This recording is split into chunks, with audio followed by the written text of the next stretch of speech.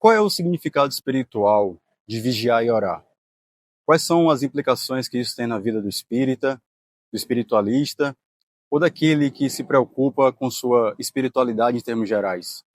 Quando Jesus fala vigiar e orar, o que ele quer dizer? Eu queria compartilhar com vocês uma experiência que aconteceu comigo no final do ano de 2025. Eu estou gravando esse vídeo em janeiro de 2026, provavelmente vai ao ar pouco depois disso. E eu percebi um padrão de ataque quando não se diz respeito ao assédio de espíritos ainda imperfeitos, de espíritos que também não querem ver o nosso progresso. No final do vídeo, eu vou trazer para vocês um pouco de como é que eu percebi esse padrão de ataque.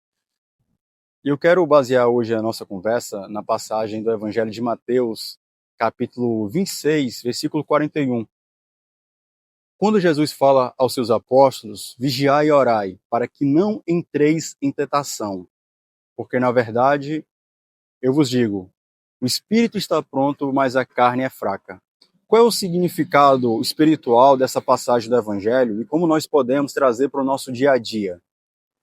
O canal Diálogos da Alma é um canal novo, e então precisa muito da sua ajuda, precisa muito que você deixe o like, que você se inscreva, que você comente, que você divulgue.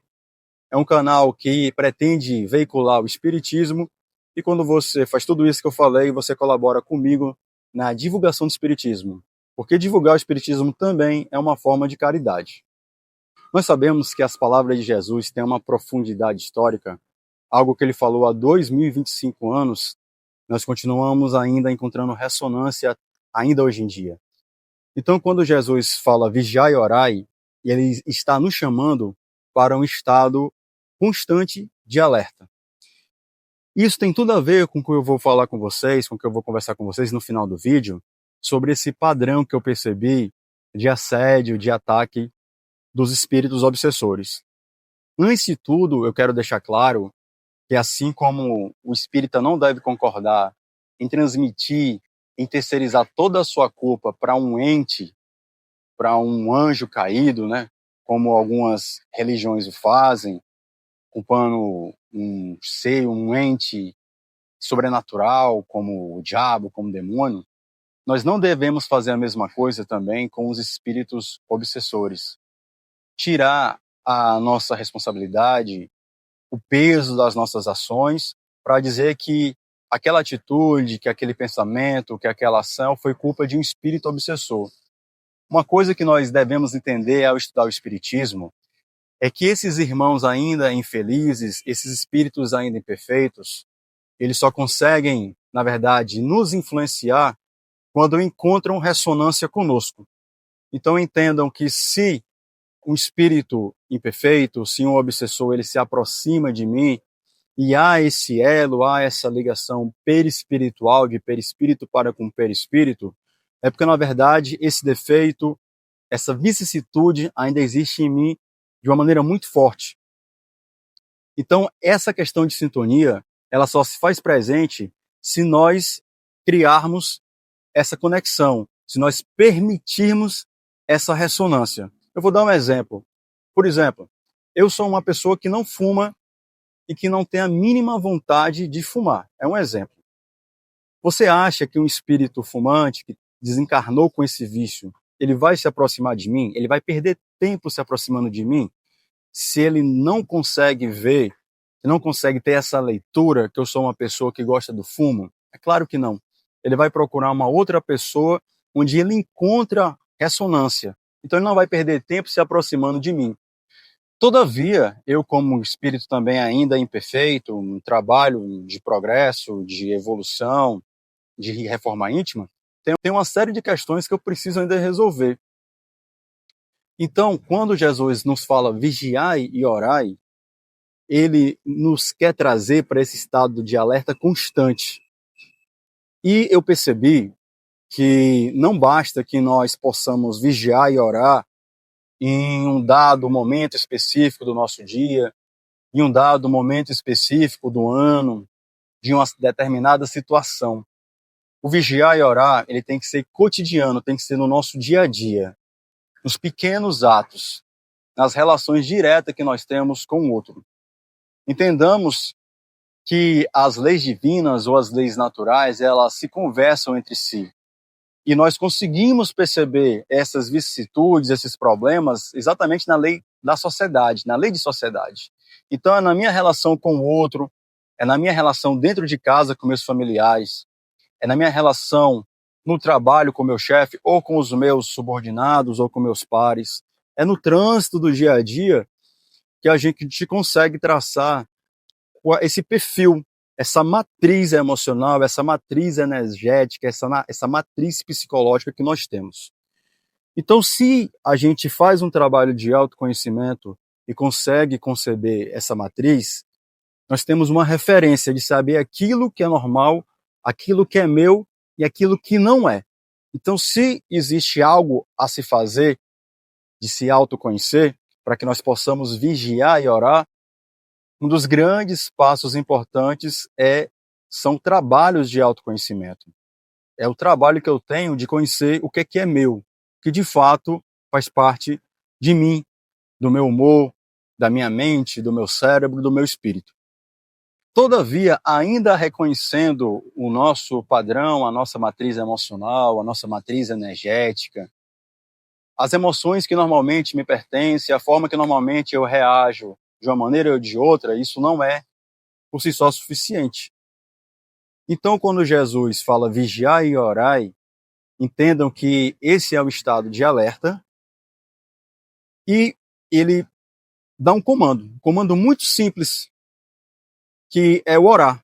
E esse orar é exatamente a conexão que nós precisamos e a força que nós precisamos para que nós possamos superar esses momentos difíceis. Entendam que não vai haver um grande fato, um grande acontecimento onde eu serei colocado à prova, como Jesus foi, por exemplo, em passar 40 dias e 40 noites no deserto sendo tentado pelo demônio, pelo diabo. As provas, as expiações nossas, principalmente do homem moderno do século XXI, ela se dá no dia a dia. Ela se dá nas relações corriqueiras, como eu falei, no trânsito, no trabalho, na família. Então, o vigiar nos traz uma mensagem de estado de alerta e o orar nos traz essa mensagem também de conexão com o divino. Então, se por acaso nós entramos numa situação onde nós achamos que nós não conseguimos ser suficiente para superar, o poder da prece, o poder da oração, ele vai nos trazer esse auxílio, vai nos trazer essa força. Então, vigiar somente, ele não é suficiente. Então, por isso que Jesus fala, vigiai e orai. Uma vez diagnosticada, uma vez localizada, qual é o problema, o que é aquilo que me aflige, eu vou orar para que eu crie conexão com o divino. E o motivo de tudo isso, Jesus traz exatamente no restante da própria passagem. Na verdade, eu vos digo que o espírito está pronto, mas a carne é fraca.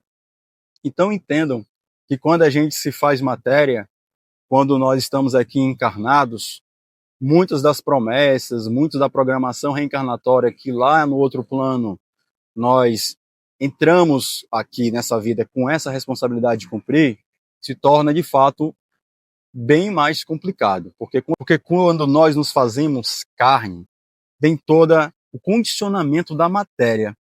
E nós não podemos menosprezar a matéria e todos os seus condicionamentos. Então, tudo aquilo que a matéria traz, todas as vicissitudes, todos os condicionamentos, todos os influxos que existem, eles de fato não podem ser negados. Então, quanto mais eu reconhecer quais são os pontos em que eu preciso melhorar, os pontos que eu preciso evoluir, mais eu faço esse exercício de humildade. Vou vigiar e vou orar, porque eu sei que apesar de meu espírito estar pronto, quando eu me faço carne, eu preciso sim dessa força, dessa conexão divina. Queria compartilhar com vocês um padrão que eu percebi dessa vibração, dessa sintonia, em que muitas vezes nós nos permitimos aos espíritos ainda imperfeitos, aos nossos irmãos que ainda não buscam o aperfeiçoamento moral.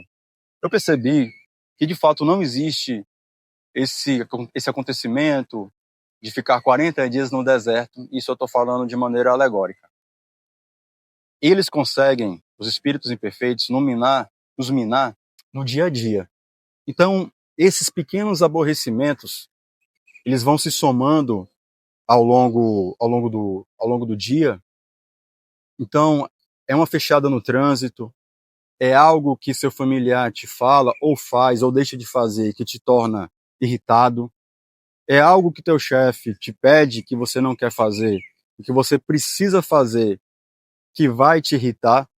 Então, tudo isso, ele é potencializado para que você vá de pouco a pouco, você vá acumulando pequenas chateações.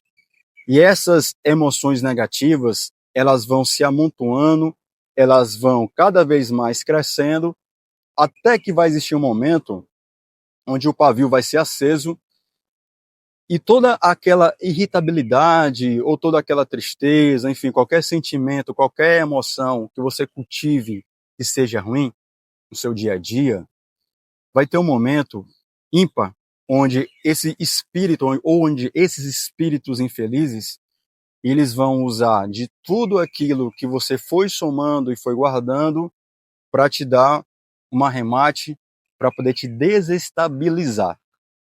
Todavia, isso só é possível, como eu falei no início do vídeo, se nós nos sintonizarmos com essas emoções ruins. Então, a grande dica é fazer com que isso não aconteça no nosso dia a dia. É fazer com que a gente vigie e que a gente ore dia a dia ao longo do nosso dia. Então, é não deixar com que o trânsito te irrite, é não deixar com que a tua relação com a tua esposa, ou com teu esposo, ou com teu filho, ou com tua filha, ou com teu chefe, ou com teu subordinado, ou com a pessoa que cruza o teu caminho, que esses pequenos fatos vá se somando até que se acumule. Então, não se acumulando, é mais difícil fazer com que nós nos desestabilizemos. Espero que vocês gostem desse vídeo. É um vídeo que eu parei aqui, decidi parar aqui nesse parque para gravar para vocês. De vez em quando eu gosto de fazer esse tipo de vídeo. Se você gostou, eu peço que você deixe o like, se inscreva. O canal Diálogos da Alma é um canal novo e precisa muito do seu apoio. Eu te vejo muito em breve no próximo diálogo. Um grande e fraterno abraço.